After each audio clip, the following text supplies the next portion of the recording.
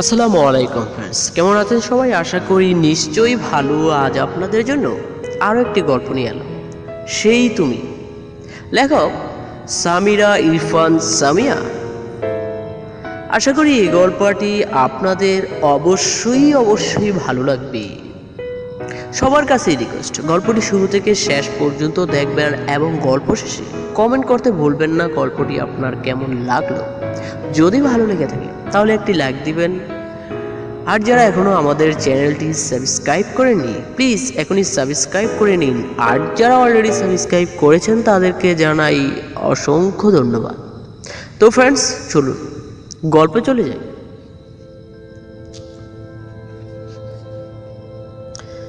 ঈশিতা, তুমি বাচ্চাটা নষ্ট করে ফেলো। ইরফানের এই কথাটা শুনে ঈশিতার মাথায় আকাশ ভেঙে পড়ল। ঈশিতা নিজের কানকেই বিশ্বাস করতে পারছে না। ইরফানের মুখ থেকে কি সত্যি এই কথাটা বের হয়েছে? ইরফান এই কথাটা কিভাবে বলতে পারলো? ঈশিতা বলল, বাচ্চা নষ্ট করে ফেলবো মানে? তুমি কি বলছো এসব? তুমি যা বলছো তা ভেবে চিনতে বলছো তো? ইরফান বলল, আমি যা বলছি সব ভেবে চিন্তেই বলছি। তুমি বাচ্চাটা নষ্ট করে ফেলে। ঈশিতা বলল, আমার গর্বে তোমার সন্তান, ও তোমার রক্ত, তুমি ওর বাবা, আমাদের ভালোবাসার প্রতীকও, আমাদের ভালোবাসার ফলস্বরূপ আল্লাহ ওকে আমার গর্বে দিয়েছেন। আর তুমি বলছো ও এই পৃথিবীতে আসার আগেই, ওর বাবা মাকে দেখার আগেই আমি ওকে মেরে ফেলি। ঈশিতার কান্নামাখা কণ্ঠে কথাগুলো ইরফানকে বলেছে। ঈশিতার চোখে পানি টলমল করছে, এবার শুধু চোখ থেকে গড়িয়ে পড়ার পালা। ইরফান বলল, তুমি বুঝতে পারছো না আমার কথা। ঈশিতা বলল, আমি তোমার কোনো কথাই বুঝতে পারছি না।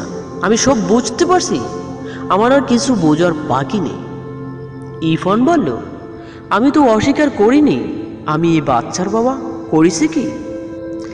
আমি তো তোমাকে এটা বলছি না যে এটা আমার বাচ্চা নয়। আমি জানি ও আমাদের ভালোবাসার পর, কিন্তু ও এখন এই পৃথিবীতে আসতে পারবে না। আমাদের এখনো বিয়ে হয়নি, আমাদের সম্পর্কের কোনো নাম নেই। এখন যদি এই বাচ্চাটা দুনিয়াতে আসে, তাহলে এক একজন তোমাকে এক এক ধরনের কথা শোনাবে। এই সমাজ আমাদের সন্তানকে কখনোই মাথা পেতে তুলে দাঁড়াতে দেবে না, তোমাকেও শান্তিতে বাঁচতে দেবে না এই সমাজের মানুষগুলো। ঈশিতা বলল, আমাদের সম্পর্কের কোনো নাম নেই, শুধু তাই এই বাচ্চা পৃথিবীতে আসতে পারবে না, তাই তো? তাহলে চলো আমরা আজই বিয়ে করব। আমরা বিয়ে করে নিলে তো কেউ আমাদের সন্তানকে নাজায়েজ বলতে পারবে না, আর আমাকেও কোনো কথা শোনাবে না। ইরফান বলল, তুমি যা বলছো তা সম্ভব নয়। ঈশিতা বলল, সম্ভব না? কেন সম্ভব না ইরফান? ও, তুমি আমাকে ভালোবাসো, তাই তো? তুমি শুধু আমার শরীর ভোগ করতে চেয়েছিলে, এখন তোমার উদ্দেশ্য পূরণ হয়ে গেছে। এখন তুমি আমাকে বিয়ে করবে কেন?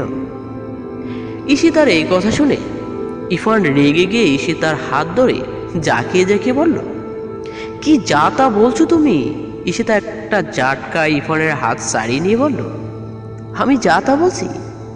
এখন তো আমার কথা তোমার কাছে যা তাই মনে হবে।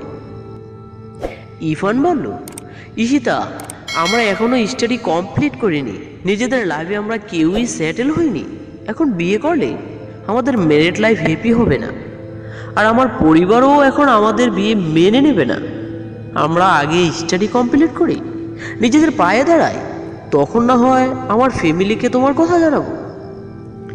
ঈশিতা বলল, বাহ, এখন তোমার এসব কথা মনে হচ্ছে, আগে এসব মনে ছিল না।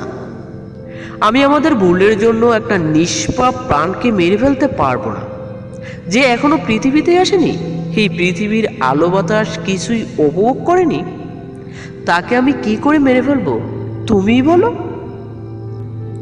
ইরফান বলল, তুমি যেভাবে ভাবছো, এভাবে যদি তুমি এই বাচ্চাটাকে পৃথিবীতে আলো দেখাতে চাও, তাহলে সমাজ তোমারই বদনাম হবে। ঈশিতা বলল, বাহ, খুব ভালো। এখন দেখছি আমাকে নিয়ে তোমার খুব চিন্তা হচ্ছে, আমাকে নিয়ে খুব ভাবছো। ইরফান বলল, তুমি যদি এরপরও এই বাচ্চাটাকে জন্ম দিতে চাও, তাহলে আমার কিছুই করার নেই। কিন্তু এটা মনে রেখো, আমি এখন এই বাচ্চার দায়িত্ব নেওয়ার জন্য প্রস্তুত না। আমি তোমাকে এর থেকে বেশি আর কিছুই বোঝাতে পারবো না। তুমি বাচ্চাটা নাও অবুঝের মতো আচরণ করে নিজের সর্বনাশ ডেকে আনো।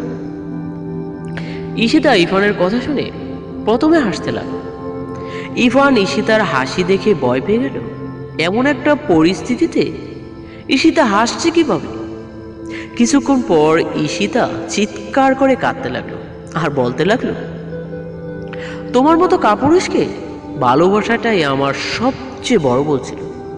ভুল যখন করেছি তখন তো এই ভুলের জন্য আমাকেই শাস্তি পেতে হবে। সমাজের মানুষ আমার কি ক্ষতি করবে? আমার সব থেকে বড় ক্ষতিটা তো তুমিই করেছো। তোমার মতো একটা মুখোশধারীকে বিশ্বাস করে আমি আমার সর্বস্ব তোমার হাতে তুলে দিয়েছি। এটার জন্য তো আমাকে শাস্তি ভোগ করতেই হবে। ঈশিতা ইরফানের শার্টের কলার ধরে কথাগুলো বলে কাঁদতে কাঁদতেই নিচে বসে গেল। এ কথাগুলো শুনে ইরফানের রাগ উঠে গেল। ইরফান ঈশিতাকে কিছু না বলে গাড়ি নিয়ে চলে গেল। ঈশিতা কাঁদছে আর ইরফানের চলে যাওয়ার দিকে তাকিয়ে দেখছে।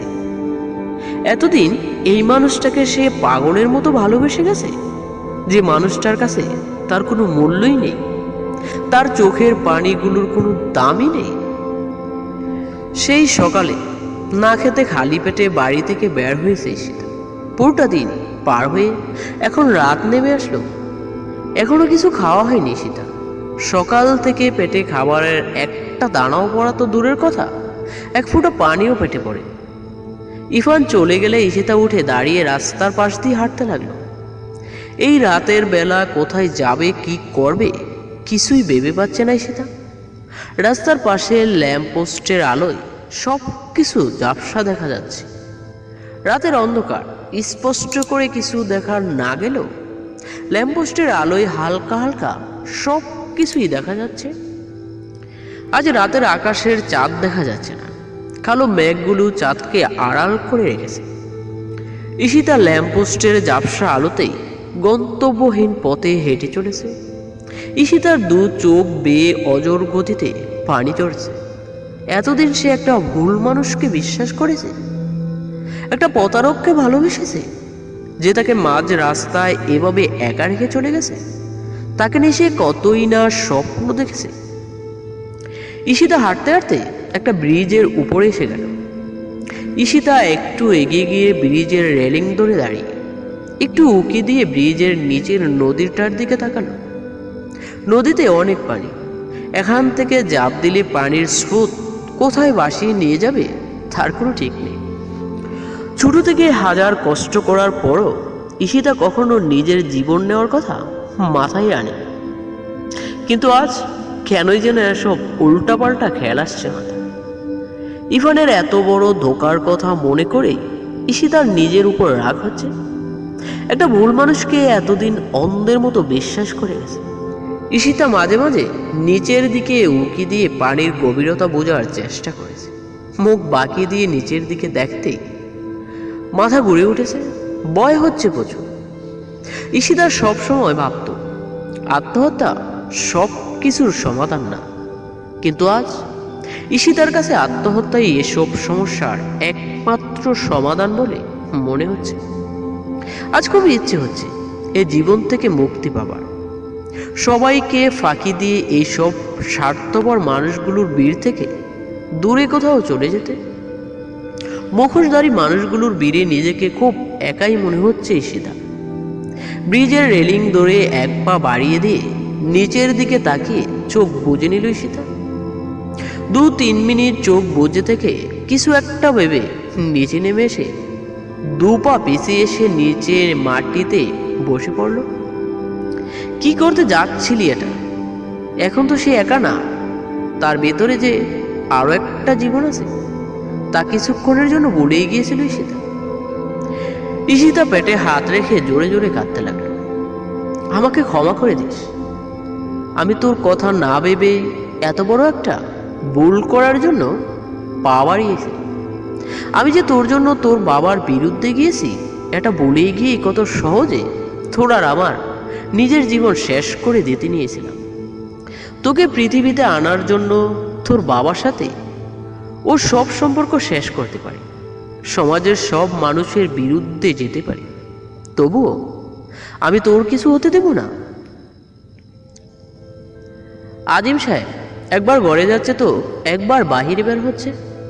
বাহিরে বের হয়ে বারবার গেটের দিকে তাকিয়ে দেখছে ঈশিতা বাড়ি ফিরল কিনা। আজিম সাহেবকে এমন টেনশন করতে দেখে সালেহা বেগম নানান ধরনের কথা শুনিয়ে যাচ্ছে, কিন্তু আজিম সাহেব সালেহা বেগমের কোনো কথাই কানে নিচ্ছে না। সালেহা বেগম বলল, কলঙ্কিনীটাকে নিয়ে এত চিন্তা করে নিজের প্রেশার বাড়াচ্ছ কেন? এখন তোমার কিছু একটা হলে তোমাকে কে দেখবে?